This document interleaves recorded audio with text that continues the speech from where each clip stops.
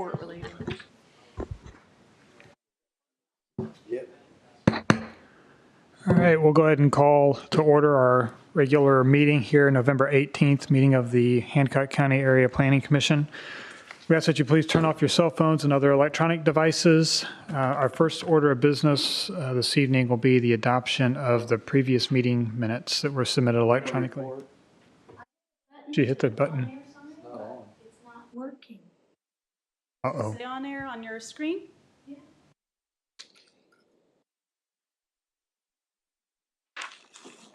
Do we trust it? Start recording.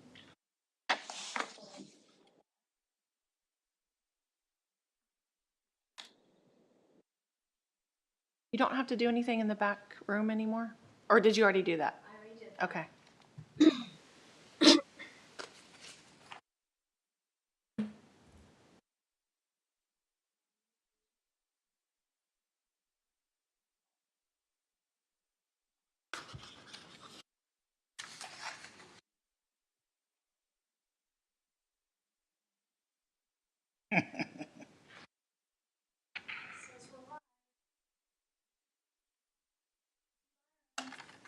You think we're good? All right. Okay, so that first order of business will be the adoption of last month's meeting minutes that were submitted electronically. I think all of you were here, it looks like, so we have 5. We can vote on that. Move to approve. Second. All right, been moved and seconded to approve last month's meeting minutes submitted electronically. All those in favor signify by saying aye. Aye. Motion carries. This evening we have, of our 9 members, we have 5 here. We have Mr. Fout, Mr. Holden, myself, Mr. Long, Mr. Hester, and Ms. Willard. Absent would be Gary McDaniel, Derek Toll, Renee Oldham, and Scott Woldridge are absent. I'd like to advise you this evening that all testimony is being recorded, taken under oath. We actually we don't have any hearing items this evening, but I'll go ahead and run through all those things. Well, if you do come up to speak, we will ask that you face our attorney to my left, be sworn in before speaking. All persons speaking will be asked to give their full name for our record, spelling your last name for accurate meeting minutes. Kayla gives a staff report, and then the petitioners are given 10 minutes for presentation. That's followed by 10 minutes of remonstrators. 5 minutes are offered to any government officials, and then 5 minutes for a petitioner's rebuttal. Our attorney gives a 2-minute and a 1-minute warning. Time is expiring. We ask that everybody conduct themselves this evening in a civil manner. If you can't do that, we reserve the right to ask you to leave. This meeting is being recorded and streamed for public viewing. By participating, you acknowledge that your image, voice, and comments may be captured and made publicly available. This meeting has been properly noticed in accordance with Indiana Code 514 1.5. As I mentioned this evening, we don't have any hearing items, so we won't be voting on anything this evening. But we have 6 items for discussion. Are we going to do the plat committee? Not. What's up with the plat committee? Well, normally we vote on the plat committee because they are before we meet again. But I don't think it matters. We had that. Would we do that in January? But do we need to do that this evening? Because they'll meet prior to us in January. Yes. So they are all good? No one has submitted any notice of resignation. A couple of the members did let me know right away that they would be willing to serve another year. So unless we hear otherwise, I would say it's safe to reappoint them all for a year if that's what you would like to do. Motion to reappoint. Second. All right, it's been moved. I've got one question about that. So do we have in place right now, this body, what we would have in place in January? Because is this our plan commission in January? Because really, the plan commission, the new plan commission, set the appointments for the new year. Maybe amend my motion. Motion to endorse the existing slate, subject to confirmation by the then seated members of this commission in January. All right, it's been moved and seconded did we get the second? Second. Okay. It's been moved and seconded to endorse the reappointment of the Plat Committee members appointed by the Plan Commission based on our board makeup in January. All those in favor signify by saying aye. Aye. Opposed, same sign. Motion carries. All right, thanks for the reminder on that, Byron. Item number 1 is election of officers. That's just to alert everybody that January we will have the elections of the 3 officers for the Planning Commission.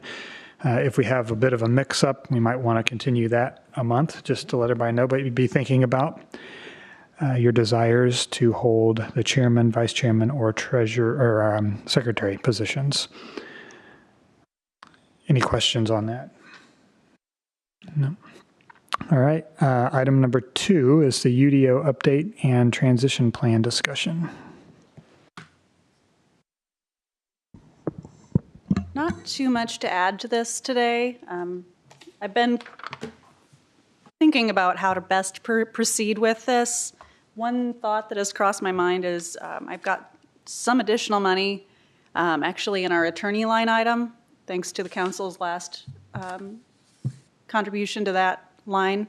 And I was debating if we should try to get an additional contract underway for like a transitional UDO before the December 8th claims deadline.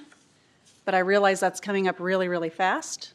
So it's just something I would like to explore more with the Plan Commission, and especially our council and commission member. We're not here tonight, so I'll take that up with them outside of this meeting.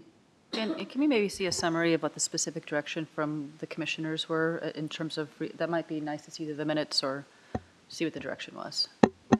The direction that, I can briefly summarize if that'd be okay. Right. They had mentioned that there was still some anxiety about certain portions of the UDO and that they were not under any rush to proceed with the UDO at this point. There was some interest in adopting a UDO structure, but with all of our old content, and then slowly go through the new content and pass it as it was being reviewed. I've looked into the cost of this. Our existing consultants would do this for $20,000 with the condition that we not pass any new ordinances over the time period when that is happening. Yeah, so the commissioners, that was in fact the idea, was to just reformat our existing zoning ordinance into the UDO format, and then over some number of months, we would recommend changes to the ordinance from the steering committee so that each item would be essentially getting addressed in our normal order of business. I saw you had alerted them to the $20,000 fee. Did you get any feedback from commissioners or the council or anything on proceed, don't proceed, No. get more proposals or anything like that? No, not really. I probably need to reach out more. Yeah. Yeah, I know that there was the only feedback I got was that there was some hesitation of, is GRW the right firm? So should we get a proposal from somebody else as well, just to see, kind of make sure that they fully understand what we're wanting to do? And before we start, maybe have a meeting with commissioners, the consultant, a couple of people here, make sure that we know exactly what we're doing. So It'd be ideal to have a lessons learned from the last round, minutes appropriately tagging in the minutes if any steering committee's participating, mapping to our existing and new. I would have extreme pause in re-engaging on the product we received with the same. If we haven't been able to take action on that, we're not going to be able to take action very easily on something they propose for another 20,000. Thoughts? So perhaps other competing bids would be appropriate. Mm-hmm. And it should be a pretty straightforward thing. In my mind, anyways, it seems like it should be. But at the same time, you're taking two very different documents and blowing them into one new format. So some things aren't going to read quite right. So we're going to have some sort of summary of what are the things that are perfectly aligned and what are the things that aren't. It's probably more complicated than it is in my mind right now. So we probably ought to talk to a couple different consultants about that before we engage. Something that has come up as I've been thinking about this and how it would really play out is kind of a reverse approach as well. Is there content matter that we really would like to pass that we have in draft form in our draft UDO right now that we really need to just go ahead and do an ordinance update in our existing zoning ordinance structure? For example, I'm getting a lot of emails from the general public that was really excited about the ADU update.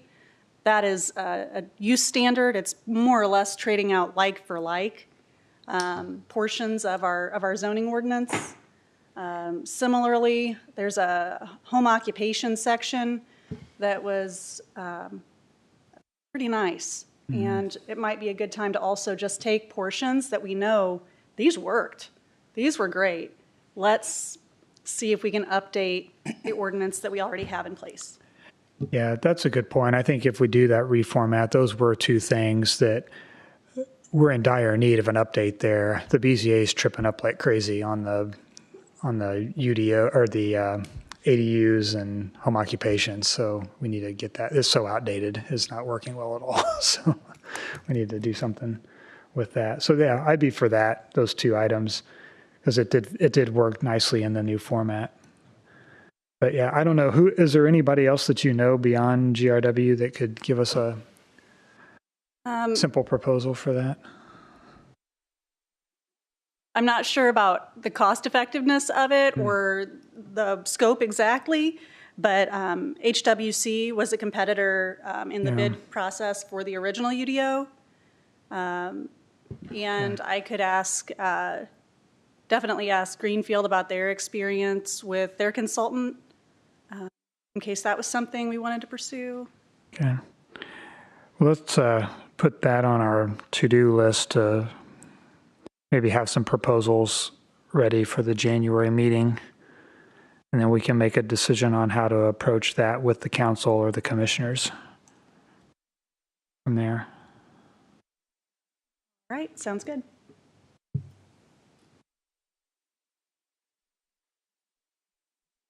All right, anything else on UDO and transition plan discussion? All right, then we'll move on to. I did have one question. Go ahead. When are we going to see what's in each category? You know, which type of business it goes on? The use matrix, I'm happy to provide you with a copy of that in the draft form, you mean? Thank you. Yeah, so that use matrix, that's a good example of when we do the reformatting, it'll be exactly the way it is today. And then we'll adopt the new use matrix as one of the things that we do as we're like updating it. What the commissioners were kind of wanting was this new formatted document that takes the subdivision control ordinance and the zoning ordinance and puts it into the UDO format. So nothing changes. And then they'll adopt the new formatted UDO, and then we'll make these changes like the use matrix change, the ADU change, and all those types of things in our normal process of ordinance changes. So it'll be a slow process, but it'll be more transparent that way. Okay, thank you. That's our idea. So, okay, quality of place discussion. This can come off of our agenda. Okay. Nothing to discuss there. No. The commissioners endorsed or the proclamation. They had a proclamation on it, yes. Okay. Shirley interlocal agreement. Nothing new there. I would say I'm working with Rhonda on trying to figure out why our most recent update with the town of Shirley didn't show up on American Legal, the village overlay. I don't know where we went wrong on it. The town of Shirley passed, their portion, and it didn't make it onto our American Legal, so I don't know if there was some confusion on our part there, or if it needs to go to the Board of Commissioners or what it needs to do here. But I'm working on that. Okay. Item 5 is the trail plan update. So one thing that has been discussed is updating the trails plan to show a route that's currently along 1050 East to 850 East due to the busyness of 1050 East between US 40 and Eastern Hancock mainly. However, looking through the trails plan map a little bit more in our existing plan documents, I am hesitant to open up any plan without thoroughly looking through what processes were set in place. There was an extensive resolution at the beginning of our trails plan on when we last updated it in 2018. Final map actually shows 1050 East as a preferred route for a multi-use trail, not a shared road. So it seems like maybe and then the final plan programs and policies in that plan, of course, say that as part of the plan, we need to maintain and update maps. And we need to review the plan, the trails plan, once a year to update it. Future Hancock added 4 routes to the trails plan in 2023. So it's been amended already as part of our thoroughfare plan. So where we're at right now, and I've checked in with Gary Poole, this isn't going to prevent signs from going up on 850 East. But I would hate to remove 1050 East as a good route for a multi-use off-road trail in favor of just shared road signage, if that's the long-term vision, is for us to have a multi-use trail along 1050 East. If we need to put shared road signage up on 850 East in the meantime because it's safer, that's great. And if the highway department's willing to do it, also great. So let's move forward that way and not open up the plan at this time for revision without looking at the whole plan. So that's where I'm at on that. It would be ideal if we had some sort of criteria to do spot updates, such as maybe there's a new funding source that comes in for maybe it's signage, or maybe there's a Department of Transportation change in the way that they anticipate. So it's a trigger for us to take a look at the plan and make those changes, and then have a comprehensive view once a year. I mean, both a comprehensive look and then something that triggers us to look at these, such as an approval when we have PUDs back of any changes there. It might be nice to have that as a kind of plan.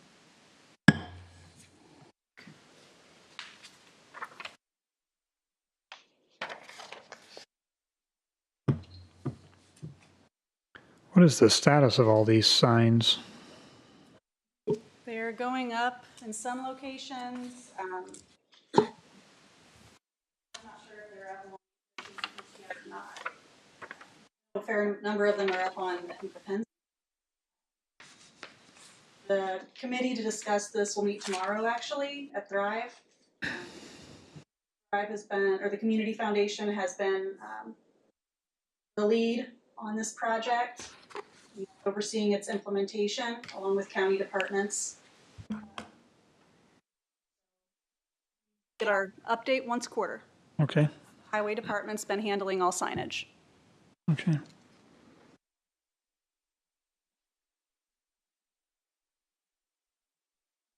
All right. Any other questions on trail plan update? All right, we can move on. Our last item is power generation facility staff research.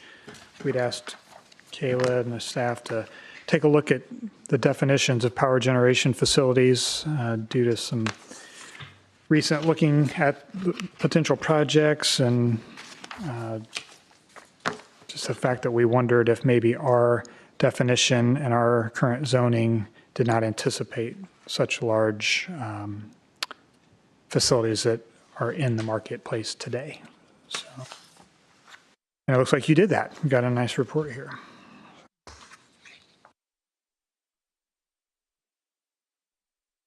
want to walk us through?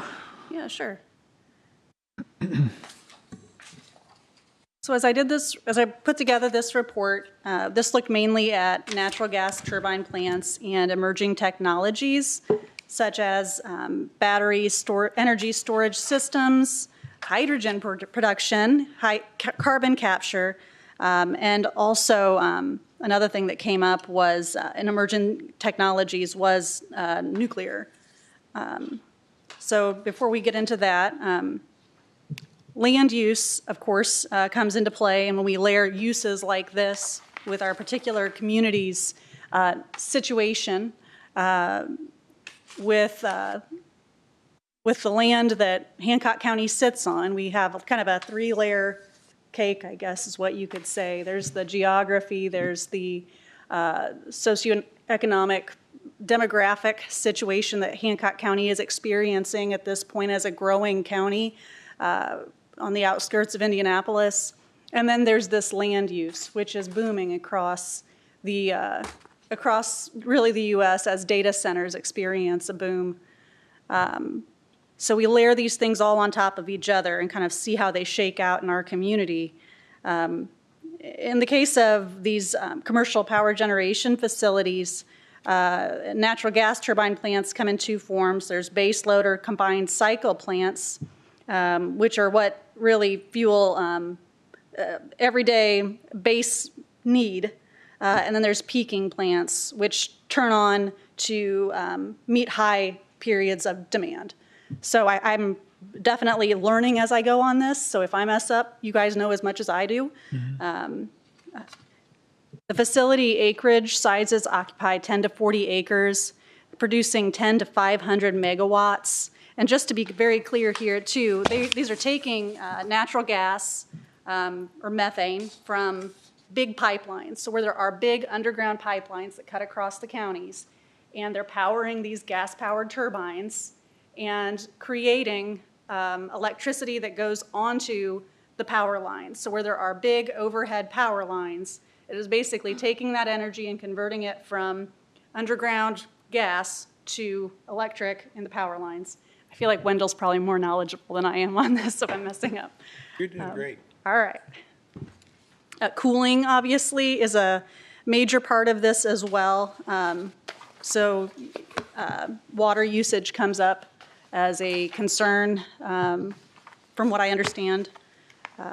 There's a picture of a large 700-watt combined cycle gas turbine plant here on page 1. As we go through this, there's also battery energy storage systems, or BESS, which are, once again, battery storage to store excess electricity. Frequently, when I've heard of these, they're paired with solar to store solar energy in battery form rather than be basically just energy coming and going with the sun. I hope I'm explaining this right, like I said. Small modular reactors are also something that have been discussed a lot here in Indiana. And more on this as we go through here. As we were looking at the different needs of land for this particular use, it's really driven a lot by where these gas pipelines are, largely, and then of course where the electric overhead lines are too, which is why Blue River Township in this case has seen a lot of interest. We have some really large underground gas that goes, gas lines that cut across Blue River and Jackson townships. But those areas are solidly referred to as agricultural, both zoning-wise and as far as our land use plan goes for those areas. So for that reason, the commissioners moved forward with your request to remove these types of commercial power generation facilities as a special exception in the ag zone. That is no more, that's been removed.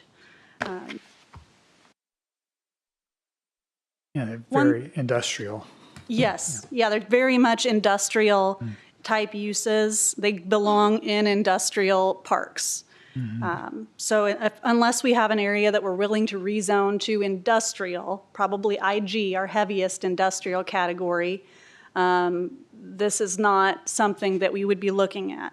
Additionally, there would likely be a height variance required, and I would still also be concerned if a use like this could meet our industrial standards that are in our current ordinance, which basically state that at the property line, especially near residential areas, you're really not supposed to be able to smell, see, bright lights, that kind of thing, this kind of a use. As far as environmental concerns go, natural gas is less toxic than coal, but not as clean as some other power generating sources.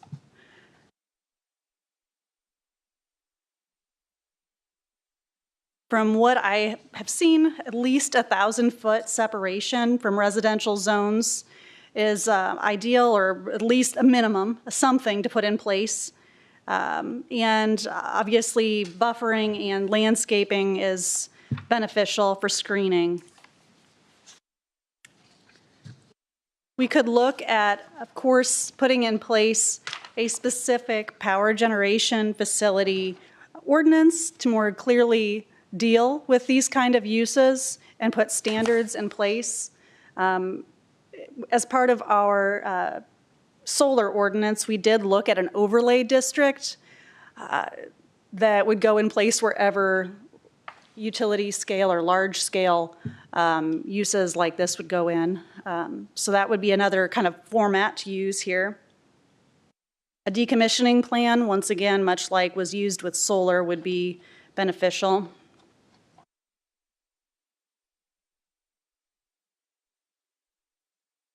I'll let you guys read through a fair amount of that. I'm going to go ahead and read that last paragraph that I wrote up on this. While Hancock County has strong infrastructure for hosting a power generation facility, the high population growth now occurring in the county is at odds with the remote industrial areas needed for such development. Residential development would be at odds with the location of a power generation facility in Hancock County unless that facility was in an area envisioned as industrial in the comprehensive plan. Other considerations would be the airport overlay, which limits height of structures around the airport and also limits uses that might be detrimental to air traffic. So this might be a difficult location to site this kind of a use. There are some articles that are available simply by Googling, really, Power, Indiana, government, things like that. And I don't think any of this will be news to you guys or anybody in the county, but feel free to read these. It talks about a lead to kind of take a state control of ordinances regarding power plant regulations. Some other changes that are funneling more tax credits toward natural gas plants. So that might be one of the reasons we're seeing them a little bit more of these proposals for them.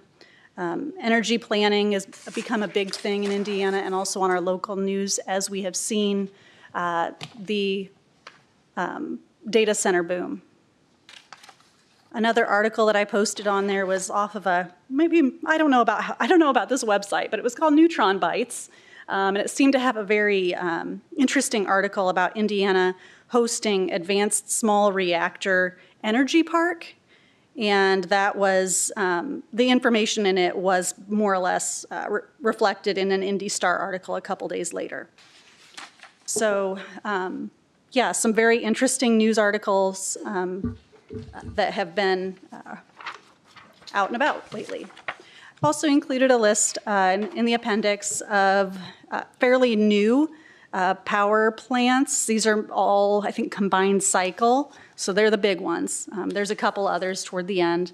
And then I included a local example, the Henry County Peak Plant. So once again, this is a peak plant. This pops on to meet high demand times. You guys might know where this is. It's on State Road 38, just east of Cadiz, 1 mile east. The address is Newcastle, so it's in Henry County, and it produces 182 megawatts. I believe it was it's a little older than the others in this list, as it dates back to 2001 to 2007, right in that time period. There are a couple images on the next pages, so you can see how it looks from an aerial image, as well as how it looks from State Road 38. But we can see how far off of the road the cooling towers are located, that it has a substation located in front of it, what appears to be some sort of detention or cooling pond. And I would say this is a pretty effective distance for the screening, which has had, a good 20 years now to mature. As you go along State Road 38 to see how it is screening.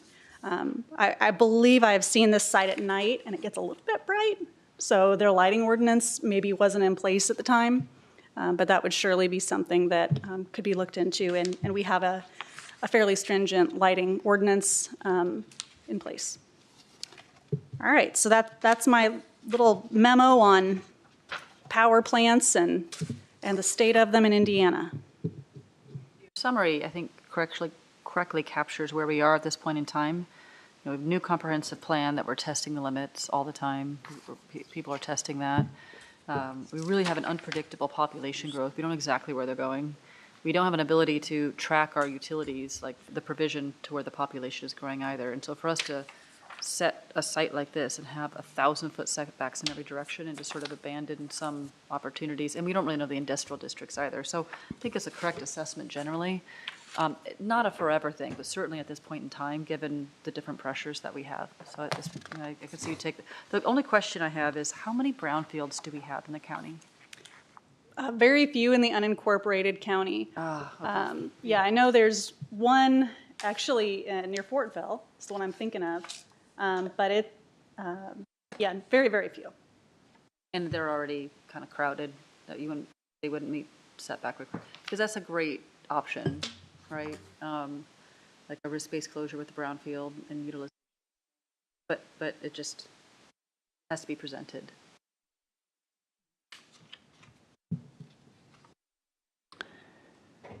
All right. Yeah, I don't think we need to take any action, but this is very helpful. Understand kind of where we are today. What's interesting is that if one of these was to want to be built, it would require a rezone at this point because they'd need to be by that 30-inch gas line, and that's all surrounded by agricultural zoned property. So, all right. Well, thanks for doing that. I appreciate it. Any other questions on commercial power generation facilities? None? Seems like the one thing we keep running into, if it's a data center, it takes a ton of water. Energy generation of that takes a ton of water. We don't so much irrigate here, but Shelby County and they irrigate, farmers irrigate a lot down there. It seems like water is going to be the big issue no matter what. Yeah.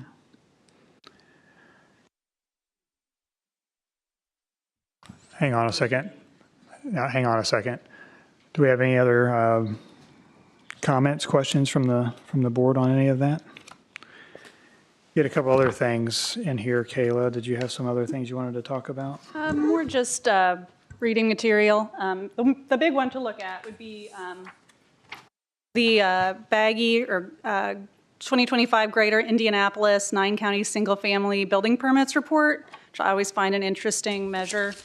This shows across the donut counties in Indiana and Marion County new single-family development. And Hancock County has been growing. I mean, I think we all know it's growing, but it is interesting to see just the number of new single-family homes that are permitted in unincorporated Hancock County, as well as the communities within Fortville. within Hancock County, including Fortville. So just something for you guys to take a look at. Dawn reports our numbers every month, and it is interesting to see where we are in comparison to the other counties. The other documents are just really showing kind of our end-of-year planning financials. Feel free to take a look and let me know if you have any questions or anything like that. We can talk about that later. Can we have an opportunity to review the permit fees in the January session? Usually I think that comes up maybe as an agenda item. Mike, remind Mr. President. We don't do it every year. We did it recently. It's probably good practice to look at it every year because I think we are kind of low, aren't we? Comparably. Some of the fees are, and we definitely have seen, our financials have definitely improved since we last upped them. So it's a fine balance of really knowing where we're spending a lot of staff time and where we need to raise them to cover our administrative costs, and where we probably have it about right. So anyway, yeah, we can definitely take a look at that. We will put the existing fees on our January agenda so we can discuss those. Most interesting in that would be the ability to take a look at technologies that would allow us to scale with the growth of applications. I know there's been a couple of thoughts on the tech that we're using for permitting, but we just haven't had the fees to cover that. So maybe something to look at in relation to the fees as well. Yeah, and actually I can give you a small update on our online permitting platform. Touched base with John Milburn, our GIS our GIS supervisor last week actually, and we're still waiting on REST endpoint to be in place so that we actually have new parcels to attach permits to, and that is the hang up at this point. But thank you.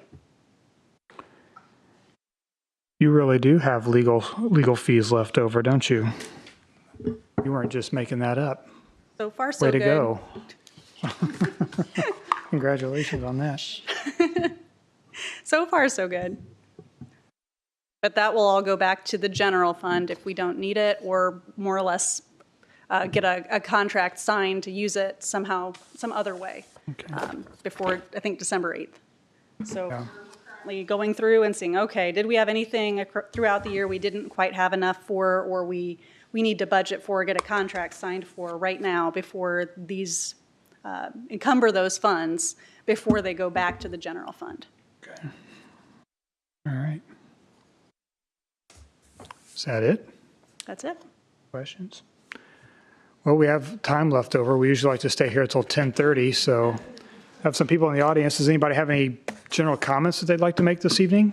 Questions? Come on up. We'll go ahead and swear you in. We can give everybody, what do you think, guys? 3 minutes of talk time? Come on up to the microphone. Yep. Just This one at the right here. mic. Yep, where Kayla was. And Right hand. we'll go ahead and get you in for the Or record. affirm under the penalty of perjury that the testimony you're about to give is the truth, the whole truth, and nothing but the truth. Yes. Please state your name and spell your last name for the record. Christopher Baggett, Baggott. I just wanted to say, as you're doing your investigation into this power plant business, there's a lot of sentiment coming down from the state that we need to lower utility bills and we need more capacity. Reality is capacity is only about 25% of our bill. And you will not find a single case ever where, at least what I've found, so I'm not perjuring myself, that utility bills go down, because most of our utility bills, 75%, has to do with the grid. And we've got a very bad old grid. So adding more capacity will perhaps lower the overall region-wide wholesale price of electricity. But normally our individual bills will go up because, again, it's all about grid costs. So I don't know why the state doesn't know that, but you can Google this. Do adding capacity lower my bills, and you will find out that 75% of our bill is in grid and other costs associated with the grid, not in the cost of the energy. So as we're thinking about whether we should do this or not, I feel like we're going to get a lot of pressure from the state to say, oh, we have to add capacity, but that's not the answer. So thank you. That's interesting to me. So grid and capacity are two different things. So when you say 75% of what the end user is paying for, is that for the maintenance of the grid? It's for the maintenance, it's for building wires and towers, and, you know, we have a very old grid in Indiana. This MISO, you know, Indiana's grid was built basically to mine coal in Kentucky and southern Indiana, burn it on the Ohio River to make electricity, and ship it up to Gary. It's like this old one-way highway. It is not built for society the way it is today. And that's kind of the problem. So again, but the basic argument that I have is adding capacity is not going to lower utility bills for consumers. And the government's going to come to us and say, we need this capacity, and they're going to try and bully the county into doing something they don't want to do because you think it's for the greater good, but it's not. You know, and again, these are all Googleable. I'll put together a memo with a bunch of links that I can send to you all. That'd be neat, yeah. But it's, yeah, this will not lower bills. So is there data that says like how much the grid in Hancock County can handle as far as capacity? So it's Is that interesting some- because even though they're sort of private, public, like their capacity numbers are not public. Okay. So we should be able to know, but we cannot know, you know, at least from what I've been able to find, Okay. capacity actually is, so. That's interesting. Yeah, it's a broken system, and, you know, I think the future of energy is going to be decentralization, right? And I think these monopolies, like all monopolies, are going to cling to, you know, their antiquated system because they can't pivot. And, Yeah. you know, underneath, like we talked about small nuclear reactors and, you know, I mean, container-sized nuclear reactors and things like that. But there's going to be a day very quickly, 10 years, that we will be generating power in our county for our county, and we won't be using that grid anymore. Obviously, that seems to be very threatening to them. But anyway, just so there's a lot of talk about we need this capacity because we need to lower bills. Adding capacity does not lower bills. Yeah, that's what we kind of found when we were deep into the solar discussion, was that the mega farms could generate all this capacity, but it wouldn't benefit Right. the user right here. Exactly. So, yeah. No, that's exactly right. And, you know, again, we don't have the grid for it. I may have a follow-up question. What are the implications for placement of these micro or container-like? Any opinions on what we should be looking at in terms of our comprehensive and our planning? I think we're a year or so away from that. You know, the federal government has drawn a line in the sand to say we're going to power, they have this project Pele, I don't know if you've heard of this, P-E-L-E. Basically, they have 18 Army bases identified. By 2028, they're going to start introducing essentially the size of 2 containers. You can bring them in on trucks, and they're going to be powering the Army bases with these 2 container nuclear reactors. They're buying them commercially. They have 2 companies identified that are building them. I mean, 2028 is 3 years from now. So it's going to happen very quickly, but it's not proprietary technology. Like if the Army can buy it, we can buy it. So, you know, I believe that energy is going to go decentralized, and the idea of building these big plants with these massive wires, you know, serving massive regions is obsolete. And that's the other thing I worry about a plant like this is, you know, by the time it gets built, we don't need it. And then we're stuck with, you know, I think about the Elanco building, you know, right? We've got this white elephant out there that we've got to find a use for. And I think, you know, I don't think we're going to be burning gas with 200-foot smokestacks 10 years from now. So anyway, like I said, I think there's going to be a lot of state pressure. But the facts are that adding capacity does not lower bills. All right. Yeah, thank you very much for sharing. Appreciate it. You're welcome. Anything I can do to help. Yeah, thank you. And I'll put all this in a memo and send it to you all as well. Okay, So, appreciate thank you. that. Thank you. Anybody else have anything they'd like to talk about? No? All right. All right, guys, make sure if you're up for a reappointment, make sure you contact the person or bodies that do that. Think about serving as an officer next year, potentially. Think about all those things in your long holiday break. How about a What motion? about Mike? I've got nothing else. Motion to adjourn? Second. I moved and seconded to adjourn. All those in favor signify by saying aye. Aye. Opposed, same sign. Motion carries. Thank you, guys. Have a great holiday. Happy New Year.